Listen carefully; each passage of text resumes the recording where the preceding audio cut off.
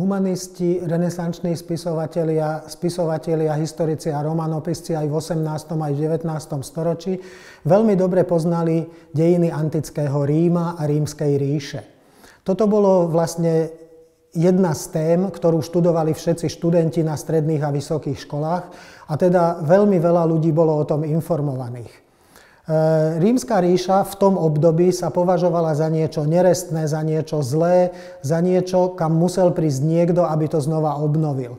Aj Madáč si vybral práve takéto jedno obdobie z ríše rímskej a pravdepodobne aj podľa toho, že čítal Gibbonovú knihu o zániku a o rozpade ríše rímskej, čítal Gibbonovú knihu, ako zanikli Pompeje, volá sa tá kniha Posledné dni Pompeji, a priblížil sa k tomu tak, že v jeho scéne v divadelnej hre Tragédia človeka priblížil ľudstvu práve ten zhýralý, veľmi zlý Rím, ale hneď tam poslal aj svätého Petra ako prvého zástupcu kresťanov na území dnešného Veľkého Ríma, aby týmto ľuďom vysvetľoval kresťanstvo, v čom videl aj Madáč akýsi spôsob, ako ľudstvo obnoviť a ako ho dostať zo zlého k niečomu dobrému.